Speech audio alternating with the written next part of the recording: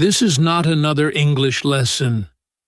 This is the story of how I failed my dream job interview and how that failure completely changed my life. Do you know that terrible feeling? That frustration of losing a huge opportunity because of your English? I remember my moment like it was yesterday. I was sitting in front of my computer, my heart beating so fast I could hear it in my ears. On the screen, there were 3 interviewers from a huge tech company in the United States. My dream job. I had worked for years for this. I knew I had the technical skills. I was ready. But then they started speaking, and it felt like someone had pressed the fast-forward button on their voices. The words were a blur. I was trying so hard to catch them, to understand, but my brain was just frozen. Then came the first question. Jake, can you tell us a bit about yourself and your experience? A simple question. I knew the answer. In my native language, I could have talked for an hour. But in English? Silence. The words were trapped somewhere in my mind, behind a thick wall of fear. I managed to say a few broken words. Yes, I am coding, many projects. Good. The silence that followed felt like a knife. They smiled, but it was a polite smile, a smile that said, "This is over." They asked another question, but I couldn't answer that one either. I had spent so much time trying to learn English, memorizing vocabulary, but when I needed to speak English, nothing came out. At the end of the call, one of them said, "All right, Jake, thank you for your time." And I knew I had failed. Not because of my skills, but because of my English. That day, I felt a level of shame I had never felt before.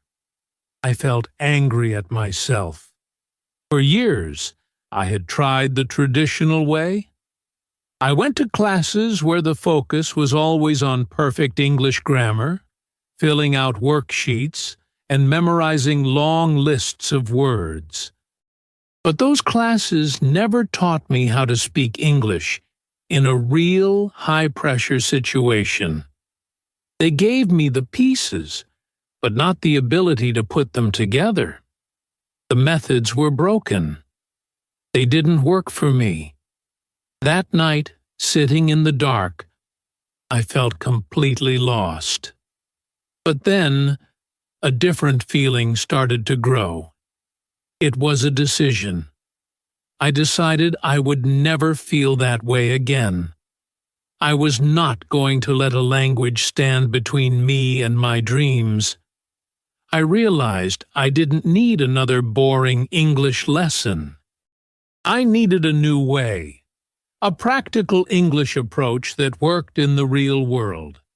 And since I couldn't find one, I decided I would have to build it myself, step by step. That failure was not my end. It was my beginning. So, I threw away my old textbooks and my useless vocabulary lists. I stopped focusing on what the traditional methods told me was important, and I started focusing on one simple question. What do I actually need to do to have a real English conversation? I didn't want to sound like a textbook. I wanted to achieve a natural English fluency. My entire journey was about shifting from a passive student to an active builder of my own English skills. Over the next few months, I developed an approach that was born from my own frustration. I call it the active immersion approach. It's not a magic system. It's a philosophy. It's about treating English not as a school subject you have to study, but as a living, breathing part of your world that you actively bring into your life.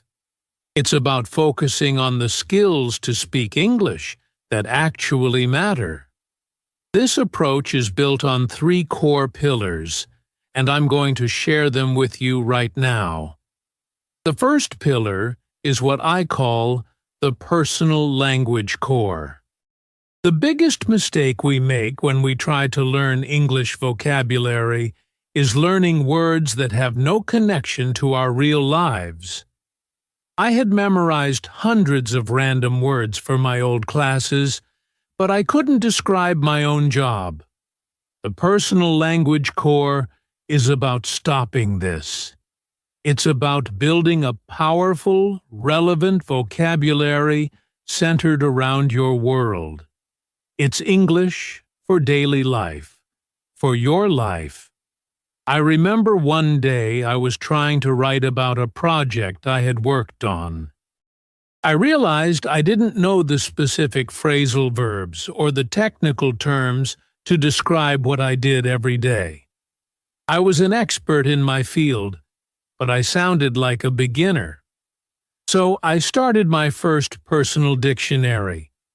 I took my resume, my project notes, and I translated the 50 most important concepts related to my work. I learned words like to deploy, to debug, to refactor the code. These words were 100 times more valuable to me than learning the names of animals in the zoo. Here is your first piece of English practice. Don't try to learn the whole dictionary. Just for today, I want you to choose one important area of your life. It could be your job, your main hobby, or your family. Now, find just 5 words, English collocations, or phrases that are essential to that area and that you don't know yet. Write them down. These 5 words are now the start of your personal language core. They are more important than 100 random words from an app because they belong to you. The second pillar is the active echo chamber. Most of us listen to English passively. We watch movies, listen to music, but the sound just washes over us. The active echo chamber is about turning that passive listening into active, focused speaking practice. This is where you transform your room, your car, your shower, into a private gym for your English voice. This is where you improve your English pronunciation and speaking confidence when no one is watching. At first, I felt so stupid doing this. I would be making coffee in the morning, and I would talk to myself. I am making coffee. I am pouring the hot water. I love the smell of coffee. It felt strange. But after a week, something amazing happened. The sentences started to form faster in my head. I was creating my own daily English conversations. Then, I discovered shadowing. This was a game changer for my English speaking practice. I would find a short clip of a native speaker on YouTube, maybe from a movie or a talk. I would listen to one sentence, and then I would repeat it immediately, trying to copy the exact sound, the rhythm, the emotion. This is the most powerful shadowing practice you can do. I remember one specific line from a movie. The actor said, "It's not what it looks like." I must have repeated that line 50 times. At first, my pronunciation was terrible, but I kept doing my shadowing English speaking practice. I recorded myself, and compared it to the original. Slowly, my mouth started to learn the new movements. My accent started to soften. It was no longer just listening practice. It was a physical workout for fluency. So here is your action for this pillar. Find a 1-minute video of a native English speaker talking about something you find interesting. Don't just listen. Take the first sentence. Pause the video and say the sentence out loud 5 times. Try to become an actor. Match the speaker's tone and speed. This is the core of shadowing practice English. It's not about understanding every word. It's about teaching your mouth the music of natural English. The third pillar is thinking in structures, not rules. This is my approach to English grammar. For years, I was terrified of grammar. I was obsessed with rules, tenses, prepositions, and this obsession made me slow. Every time I wanted to speak, my brain would scan a library of rules, and I would freeze. I decided to stop being a grammar student and start being a pattern detective. I realized that native speakers don't think about rules when they talk. They think in chunks, in patterns, in natural sentence structures. I started doing a new kind of English listening practice. I would listen to podcasts, not for the vocabulary, but for the sentence skeletons. I noticed how they would start stories, how they would ask questions, how they would use phrasal verbs in context. For example, I used to be so confused by the present perfect tense. The rule is so abstract. But then I noticed speakers constantly saying things like, "I've always wanted to visit Japan," or "I've never seen that movie." I stopped trying to memorize the rule and started learning the situation. I started to get a feel for the structure. This is the secret to how to speak English naturally. You learn to think in English by borrowing the structures that native speakers already use. I remember listening to an English conversation practice audio between 2 friends. One of them said, "If I had known you were coming, I would have baked a cake." In school, that's the third conditional, a scary grammar rule. But I just wrote down the whole structure. If I had known situation, I would have different outcome. I practiced it by making my own sentences. If I had known the test was so hard, I would have studied more. Suddenly, the rule didn't matter anymore. The structure became a tool I could use. Here is your task for this pillar. Find a short, simple conversation online. Listen to it and write down 3 complete sentences that you think are useful. Not single words, but the whole structure. Now, your job is to become a builder. Take those sentence structures and create 3 new sentences of your own by changing the information. You are practicing grammar without studying grammar. You are learning the architecture of English conversation. These 3 pillars are the foundation of the active immersion approach. They are the steps I took to rebuild my confidence and develop the real English skills for fluency I needed. 6 months after my disastrous interview, I was a different person. I hadn't become a perfect native speaker, but I had become a confident English speaker. I had been doing my daily English speaking practice, building my personal vocabulary, and learning to think in structures. So, I decided it was time. I applied for another dream job at a different international company. When the day of the interview came, I was nervous, but this time it was a different kind of nervous. It wasn't fear, it was excitement. I logged into the video call. Again, 3 faces on the screen. They started speaking, and this time the fast-forward button was gone. I could understand them. I could follow the conversation.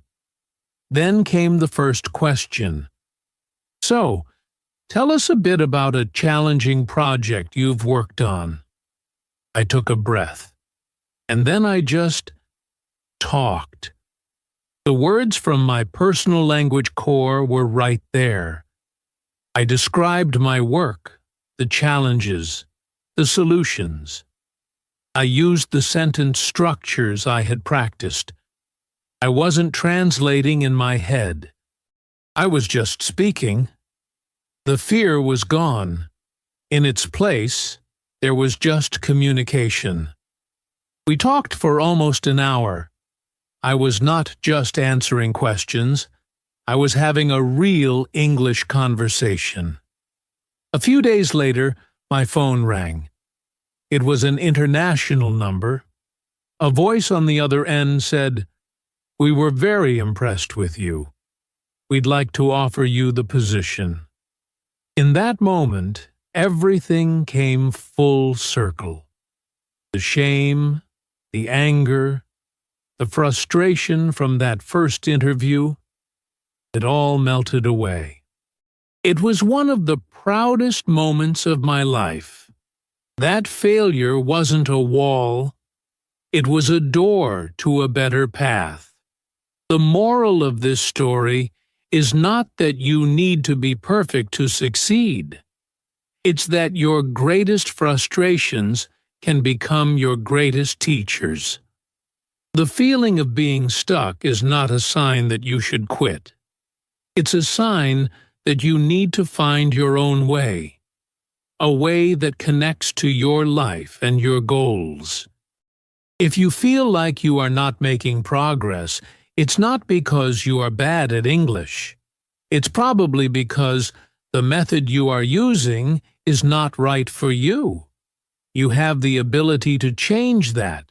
Your journey to English fluency starts when you decide to make English a part of your world, not just a subject in a book. So I want you to start that journey right now. Here is your first simple, concrete step. After this video ends, I want you to just look around the room you are in. And I want you to describe 3 objects you see, out loud, in a full English sentence. That's it. That is your first act of active immersion. If this story helped you, please subscribe to the channel and like this video. And leave a comment below telling me about the biggest thing that frustrates you in your English learning journey. I read all the comments, and I want to help you on your path. Thank you for listening. Start small, stay consistent, and never let a failure define you. Your transformation is waiting.